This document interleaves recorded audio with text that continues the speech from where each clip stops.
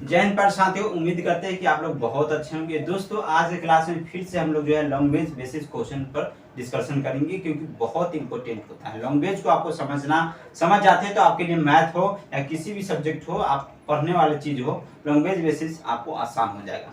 तो इस क्वेश्चन को हम जो है एकदम आसान तरीका से, एकदम ट्रिकी और कंसेप्ट क्लियर करके बनाएंगे, और इसके बाद आपको एक भी क्वेश्चन में दिक्कत नहीं होगा अगर इस प्रकार से क्वेश्चन होगा। तो आइए समझते हैं कि कैसे क्वेश्चन को बनाएं। तो एकदम पहले क्या होगा कि इसको पढ़ने के बाद बारीकी से समझेंगे। देखिए, 4 प्राकृत संख्या इस प्रकार है कि उन्हें 3-3 करके जोड़ने पर, आप बताइए कि यहाँ 4 प्राकृत संख्या की बात हो गई। अब देखिए यहाँ पे 4 प्राकृत संख्या इस प्रकार है। आपको पता है कि प्राकृत संख्या कैसा कैसा होता है, लेकिन क्या आपको पता है कि 4 प्राकृत संख्या कौन कौन है? पता है? नहीं पता है। चलिए, हमको भी नहीं पता है, तो मान लेते हैं, हाल यहाँ पर लिखाएंगे। चलिए हम मान लेते हैं कि 4 प्राकृत संख्या, एगो ए होगा, बी होगा और सी होगा और डी होगा। खैर जोड़ने के लिए नहीं कह रहा है, तो इसलिए हम लोग जो है जोड़ का चिन्ह नहीं देंगे, लेकिन बस समझेंगे कि ये 4 प्राकृत संख्या है। समझ में आया? क्योंकि हमको भी पता नहीं है, तो आप कुछ भी ले सकते हैं, ABCD, है ना, 4 ले लिए। उसके बाद कह रहा है कि इन्हें 3-3 करके जोड़ने पर योगफल क्रमशः इतना, इतना, इतना और इतना। अब क्या करना है कि ये प्राकृत 4 संख्या है, क्या करना है कि आपस में सबको 3-3 का पेयर बना के जोड़ना है, जिसका क्रम से इतना दिया हुआ है। इसका मतलब है कि पहला 3 को जोड़ेंगे तो A + B + C = हो जाएगा कितना? 180। अब इसे अगले 3 को जोड़ेंगे तो B से स्टार्ट करेंगे, तो B + C + D = हो जाएगा कितना दिया हुआ है? 197। इसे अगला को जोड़ेंगे तो C + D + अब A हो जाएगा। क्यों? क्योंकि यहाँ पर C के बाद D को तो जोड़ दिए, इसके आगे वाला प्राकृत संख्या हमको पता नहीं है, क्योंकि 4 बोला है इसलिए करके 4 को लिए हैं।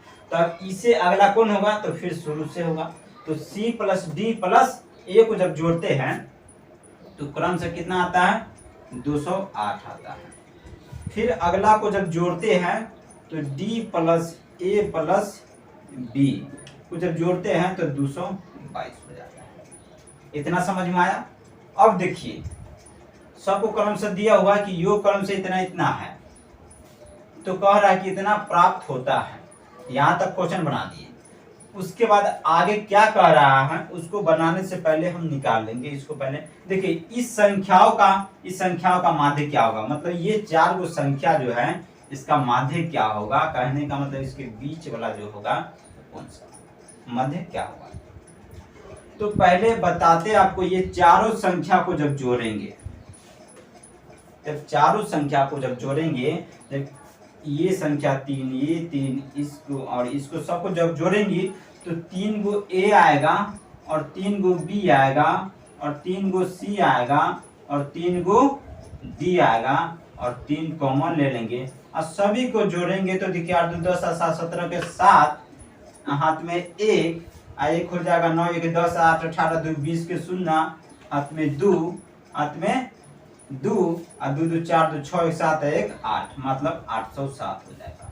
अब देखिए, ये 3 गुना में है, उधर जाएगा भाग में होगा, तो इसको काट देगा तो हो जाएगा A + B + C + D = हो जाएगा। तो काट देगा तो हो जाएगा कितना? 807/3, ये कट जाएगा 3 दूनी 6, 6 3 18 और 9 3 27, मतलब 269। मतलब आप समझ में आ गया कि A B C D को जब जोड़ते हैं तो 269 आता है। अब हमको कह रहा है कि मध्य निकाले। अब 4 संख्या तो निकल गया, अब कह रहा है कि इन संख्याओं का मध्य निकालिए। आप बताइए कि हम लोग जो है मध्य का बहुलक जो है पढ़े हैं उस चैप्टर में, है ना। तो अब मध्य का मतलब क्या होता है कि इसका मध्य निकालना है, तो गिनेंगे कि कितना संख्या, 1 2 3 4 है, तो लिखेंगे कि मध्य बराबर = हो जाएगा, ये हो जाएगा 269/4। 4 वो कहाँ से आया? तो ये 4 संख्या का माध्य निकाले, इसलिए 4 हुआ। 5 संख्या का निकालते तो 5 होता, 2 संख्या को निकालते 2 होता। मतलब जितना संख्या का माध्य निकालते हैं उतना संख्या से भाग कर देते हैं, बाकी ऊपर सबका जोड़ डाल देते हैं। अब देखिए 6 चौक 24 हो जाएगा, 2 29, 7 चौक 28, 1 29, 4। यही हमारा फाइनल आंसर है। कहने का मतलब है a plus B plus C plus D का मध्य जो है इतना है। समझ में आ गया होगा, उम्मीद करते हैं। तो अच्छा लगा होगा तो वीडियो को लाइक, चैनल को सब्सक्राइब जरूर करिएगा, क्योंकि आपके लिए हम कंटिन्यू वीडियो आप लाएंगे। तो दोस्तों ये लैंग्वेज बेसिस क्वेश्चन है, बहुत इंपॉर्टेंट है, क्योंकि लैंग्वेज को समझना बहुत इंपॉर्टेंट है और हम आपको एक एक शब्द को तोड़ तोड़ करके बताएंगे और समझना बहुत इंपॉर्टेंट है। तो जय हिंद, जय भारत।